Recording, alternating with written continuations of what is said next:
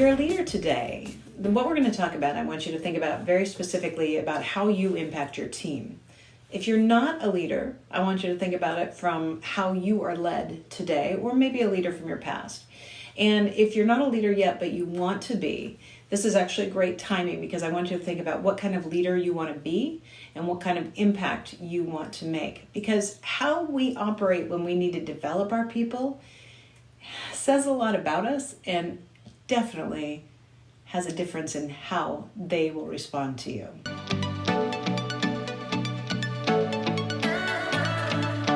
So I want to tell you about a manager that I had many, many years ago. And he was a great person, loved him personally. And you'll notice that I'll say that often. And I think it's important, because whenever you're telling a story that might not put somebody in the best light, it's important to remember sometimes those people you really still do like, and sometimes you don't. That's okay too. But this is an important story for me because I really valued and appreciated this person as a human being and as a manager.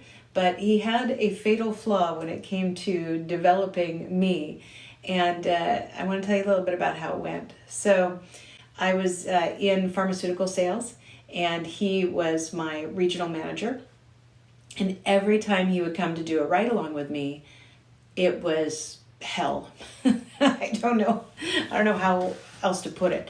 I mean, we would get along, we would laugh, but the actual coaching of my sales ability was horrible.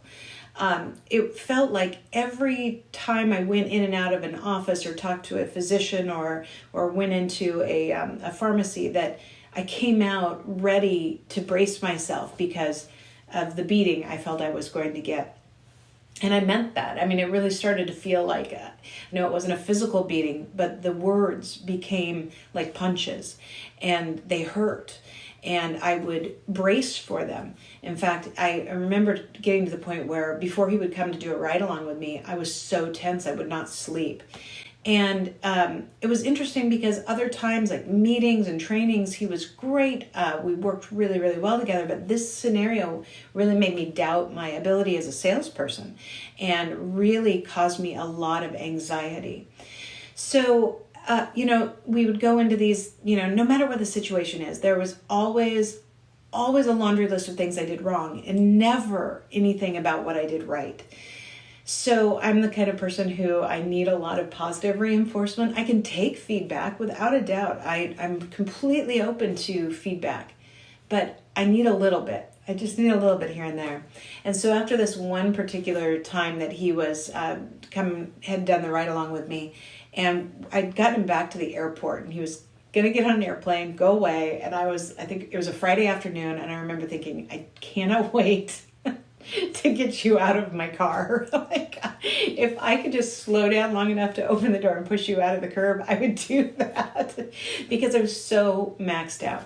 Well, he had another idea. His idea was that was also going to be the time when he gave me my annual performance review, sitting in the car in the parking garage at the airport. Needless to say, it was a lot of beating, and it was really, really tough. I mean, I might have gotten a, hey, you always have a great attitude, and hey, you always help your teammates, but there's nothing positive said about my job. And so when he gets done, and I'm not a big crier in the workplace, but I was holding it back. And he looked at me and he goes, oh, hey, by the way, one thing, you know that we are not giving anybody any merit increases this year. And I said, I know, because we'd had a big drug that had gone off patent. So the company was really trying to regroup. And so they had put a hold on all merit increases. So I said, I know, I understand that. It's a bummer, but, I get it. And he said, well, just so you know, I had been given the green light to give 2 of my team raises, and I picked you as one of them. And I went, what? Excuse me? I was so shocked, you could have knocked me over. And he said, yeah, so I put the paperwork through, you'll see it on your next paycheck. And he turned and he looked at me then and he said, what's the matter? And I realized it was the first time he'd actually looked me in the eye that whole 2 days that he had done the ride-along with me. And I said, I got to tell you, I am so shocked I can hardly speak. And he said, well, why? Aren't you happy that you got the raise? And I said, No. I mean, yeah, I'm glad I got a raise. That's nice. But I just spent the last hour, in fact, the last 2 days, feeling like I was being physically beaten with every word that you said. And now you're getting ready to leave and it's like, and I love you at the end. I said, it's very surreal. And I remember him going, well, what do you mean? He had no idea that the words that he said and the way that he said them were harming me, that were, eking away at the foundation of my belief in myself. And, right a couple weeks before that, I'd actually said to him, when you come to ride along with me, are you going to fire me? And he said, no, absolutely not. And he said, is that why you asked that? I said, yes, because every time you come to do a ride along with me, I feel like I'm going to be fired, that I'm never meeting your expectations. And he stopped and he said, I'm so glad you told me this. Do you think I make other people feel this way? And I said, I can guarantee you that you do. And he said, I just really know that you're a great salesperson and I want to make you better. So I knew you're tough and I thought you could take it. And I said, this has nothing to do with whether or not I can take it. This has everything to do with your delivery. And I'll tell you, after that, he made huge changes, massive changes. And he wasn't doing it just to make sure we weren't afraid. He really heard me and took it to heart and changed how he interacted with me as well as the rest of the team. I'm really forever grateful for that. But what he didn't realize was the way he operated was from a point of criticism instead of coaching. So I want to share with you my top 3 points on the differences between coaching and criticizing.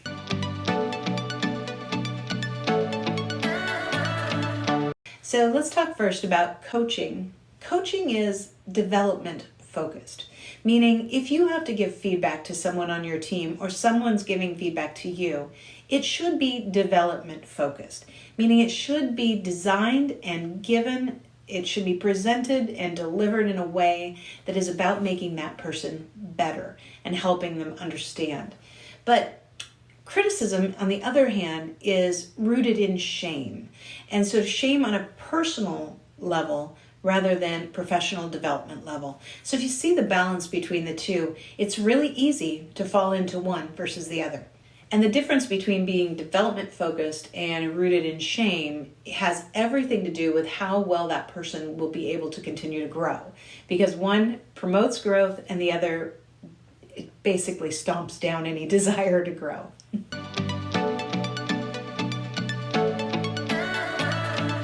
The second is that coaching is employee focused, meaning I want to make you better as a person because when you're better, my team's better, the company's better, the world is better, but I want to make you better. And so the feedback I'm going to give you is to help you continually to improve.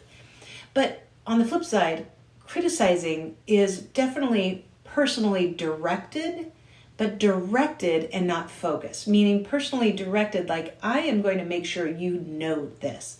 Now, don't get me wrong, shame can work in some situations. And if you are a parent, you know that there's times that has to be done.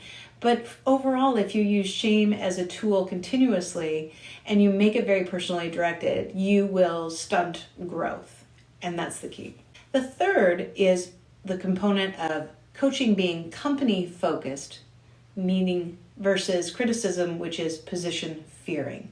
So if I'm really going to coach you, I believe that not only am I going to help you to develop, and it's going to be focused on you and your unique person that you are, but that ultimately it will make you better, but it's going to make our company better. And so we're going to do these things because it's going to help advance your job and advance the job that our company does. On the flip side, with criticism at being position fearing, it's that sense of if you don't do this, you won't have your job. Now, there are times then that has to be the expectation. There are times when people have to be developed to the point where if you don't do this, you will lose your job.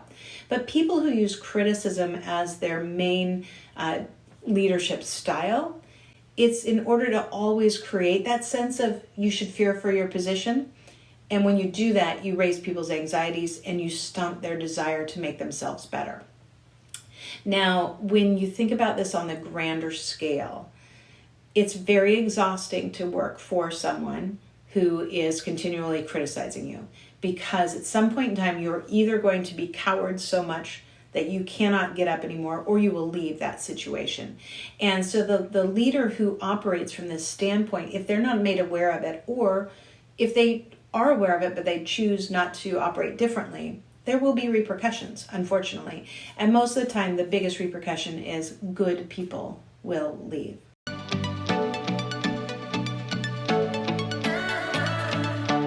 So I want to tell you the story of another manager. So this is basically the tale of two managers, both from the same industry. So after working for the first manager, who operated from criticism first but turned into a coach, I worked for another company also within the pharmaceutical world, and my leader was much different from the outset. And he was a coach beyond any compare, and he was really the benchmark for the leader that I wanted to become every day forward. And the difference was, when he was coming to do a field ride with me, I was excited to see him. I purposely took him to my most challenging accounts, my most challenging clients, because I knew that he would never shame me in it, and he would brainstorm with me. We were a team, because everything that I achieved, he knew that he would achieve with his team, he would achieve for the division, we would achieve for the company. And so we would sit outside of accounts and say, okay, so tell me, and he'd say, tell me about the last 3 times you went in. What did you try? What worked? What didn't work? What do you want to accomplish with this? And we would work out a game plan, and then we would go in and execute it right then. And the thing is it didn't always work. But when we would have a monumental failure, we failed together, and thus it became something to brainstorm again together. And I'll never forget one. We were in the middle of Montana, in Great Falls, Montana. And this was an account that I had been trying to get into for so long, and I just couldn't get in past the gatekeeper. And we brainstormed about all different kinds of things, and we went in the door and we tried it. And not only was it so bad that the gatekeeper, who was always a little bit cranky, basically yelled at my boss. And then we kind of both got invited not to come back for a while. And we didn't do anything wrong. She was just very power hungry. Later, actually, I did get into that account because the doctor finally found out kind of what was going on. But the first part of that is we walked out the door, my boss had been yelled at, I'd been yelled at, and knew that I wasn't going to be able to come back around the next time I was on that circuit. And I looked at him, and I remember a little bit of kind of the PTSD from my other boss, the sense of, oh my God, that was so horrible. And he just got embarrassed, and I'm embarrassed. What's going to happen? And he turned and he looked at me and he started laughing. And he started laughing so hard he was crying. And he said, well, that didn't work. And I remember just feeling this relief. Not that I expected him to be any different, because he operated as a coach continuously, but I had that moment of panic, because when you have had some negative experiences for so long, you expect them at some of the most unique times.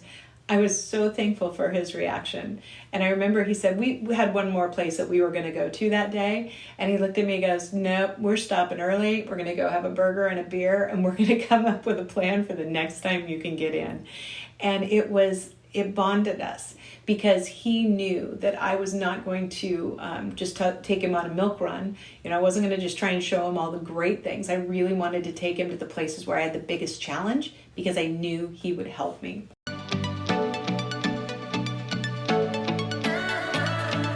So when you think about coaching versus criticism, we are sometimes the recipient of that, and sometimes we are the ones who dish it out.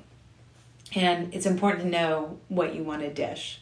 So based on that, here's your assignment. I first want you to take some time after you've done listening to this, to recall the last 3 encounters that you had with someone that either you lead or that leads you.